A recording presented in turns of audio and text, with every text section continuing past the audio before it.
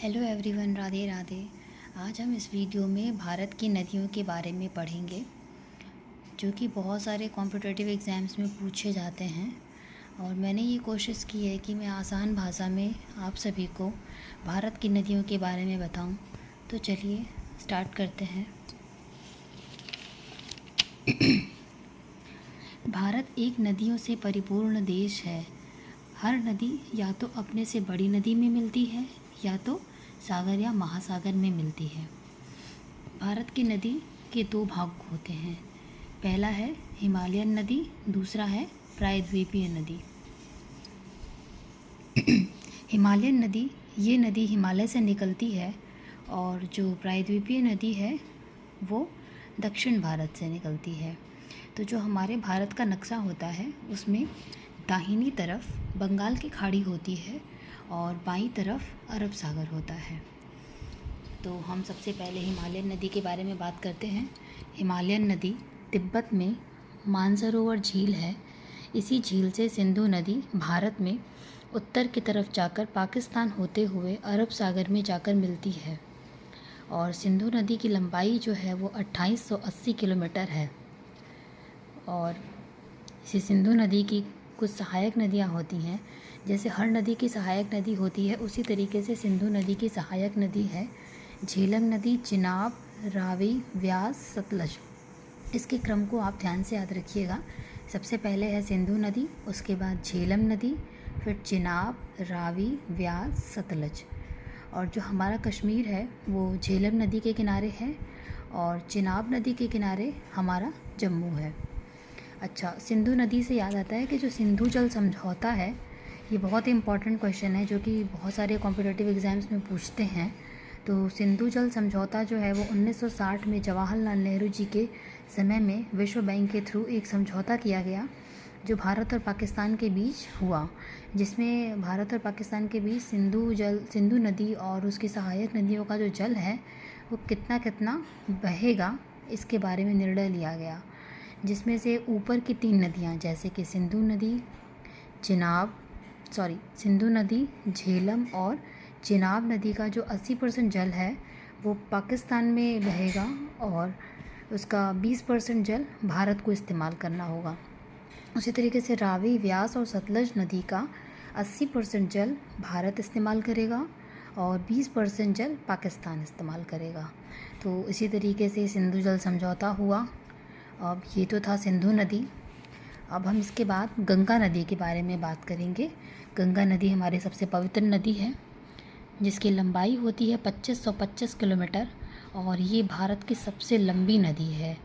गंगा नदी उत्तराखंड के गंगोत्री, जिसे हम गोमुख भी कहते हैं, उससे निकलकर यूपी, बिहार, झारखंड, पश्चिम बंगाल होते हुए बांग्लादेश चली जाती है और बंगाल की खाड़ी में जाकर मिल जाती है। अच्छा, बांग्लादेश में जब ये गंगा नदी जाती है तो इसका नाम बदल के पद्मा हो जाता है। गंगा की जो सहायक नदी है वो है यमुना। यमुना नदी भारत की सबसे बड़ी सहायक नदी है। अच्छा, अलकनंदा और भागीरथी के मिलने पर इसको हम गंगा कहते हैं। जब अलकनंदा नदी और भागीरथी नदी आपस में एक दूसरे से मिलती हैं तो गंगा नदी का निर्माण करती हैं। फिर ये चंबल और बेतवा नदी यमुना की सहायक नदी है। गंगा जब बांग्लादेश में जाती है तो उसे पद्मा कहा जाता है। अच्छा, मानसरोवर, तिब्बत में जो मानसरोवर है उससे एक और नदी निकलती है जिसे भारत में ब्रह्मपुत्र और तिब्बत में सांपो के नाम से जाना जाता है। यह अरुणाचल प्रदेश, सिक्किम होते हुए बांग्लादेश में जाकर गंगा में मिलती है। अब हम ब्रह्मपुत्र नदी के बारे में कुछ बात करते हैं। जैसे ब्रह्मपुत्र नदी की लंबाई जो है वो 2900 किलोमीटर है और ये भारत से गुजरने वाली सबसे लंबी नदी है। और ब्रह्मपुत्र जो है भारत में मात्र 900 किलोमीटर ही गुजरती है। इसीलिए हम इसे भारत की सबसे लंबी नदी नहीं कहते हैं। भारत की सबसे लंबी नदी हम गंगा को बोलते हैं। क्योंकि ये केवल 900 किलोमीटर बहती है, इसीलिए हम इसे कहते हैं भारत में गुजरने वाली सबसे लंबी नदी ब्रह्मपुत्र नदी है। तो इसमें कन्फ्यूजन ना हो कि अगर पूछेगा कि भारत की सबसे लंबी नदी कौन सी है तो हम गंगा बताएंगे, और अगर प्रश्न ये रहेगा कि भारत से गुजरने वाली सबसे लंबी नदी कौन है तब हम ब्रह्मपुत्र बताएंगे। अच्छा, ब्रह्मपुत्र की चौड़ाई बहुत ज़्यादा होती है, इसीलिए हम इसको भारत की सबसे चौड़ी नदी भी कहते हैं।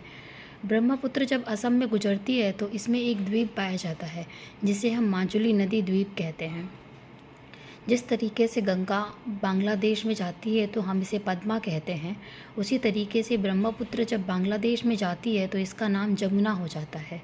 और बांग्लादेश में गंगा और ब्रह्मपुत्र आपस में मिलकर मेघना का निर्माण करती हैं। गंगा और ब्रह्मपुत्र जब मिलती हैं तो मेघना बनता है।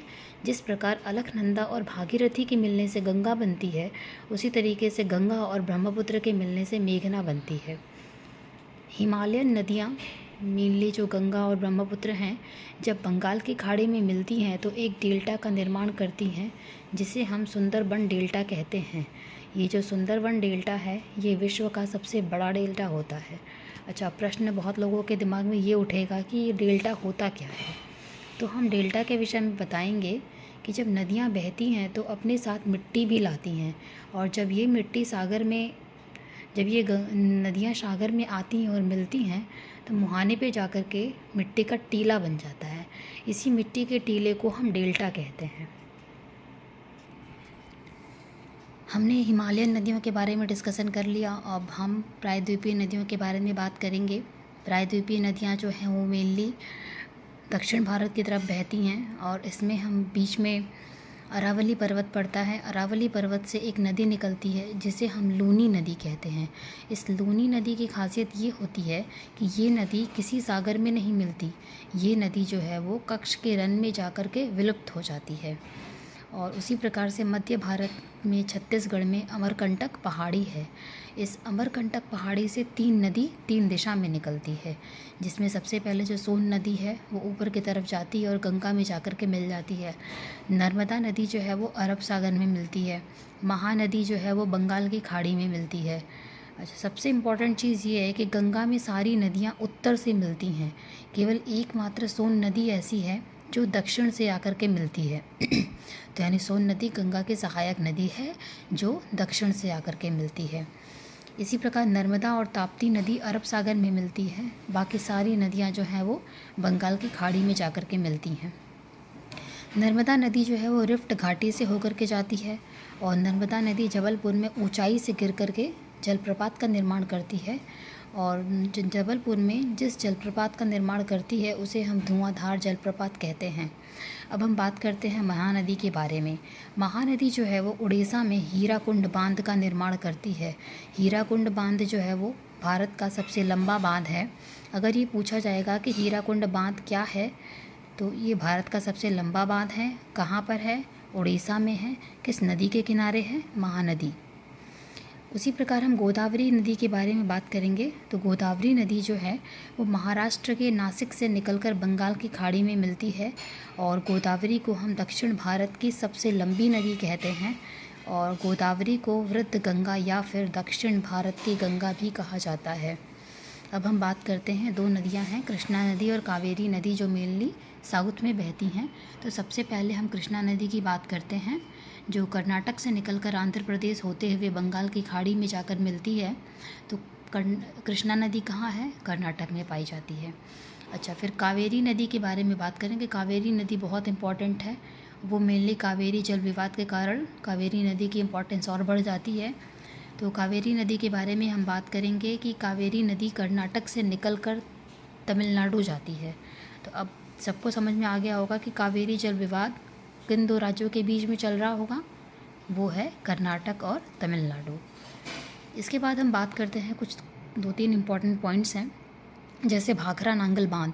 भाखरा नांगल बांध जो है वो भारत का सबसे ऊंचा बांध है, और ये पंजाब में सतलज नदी पर है। और सतलज नदी से पानी नहर के रूप में राजस्थान जाती है, जिसे हम इंदिरा गांधी नहर कहते हैं। और ये मानव निर्मित नहर है। पूर्व से पश्चिम की तरफ बहने वाली 2 नदियां हैं, वो है नर्मदा और ताप्ती। अच्छा, हमने ये 2 बांध के बारे में आया है कि एक जो हीराकुंड बांध है जो कि महानदी में है, ये भारत का सबसे लंबा बांध है। और भाखरा नांगल बांध जो है वो भारत का सबसे ऊंचा बांध है। तो हमने इस वीडियो में कोशिश की है कि आसान भाषा में नदियों के बारे में आप लोगों को बताएं। अगर आप लोगों को ये वीडियो नदियों के बारे में सहायता होगी पढ़ने से तो मुझे बहुत ही खुशी मिलेगी। और इस वीडियो को अगर आप 3-4 बार पूरा देखेंगे तो मुझे पूरा विश्वास है कि नदियों के बारे में जो डाउट है वो आपका दूर हो जाएगा। और वीडियो को अंत तक देखने के लिए धन्यवाद।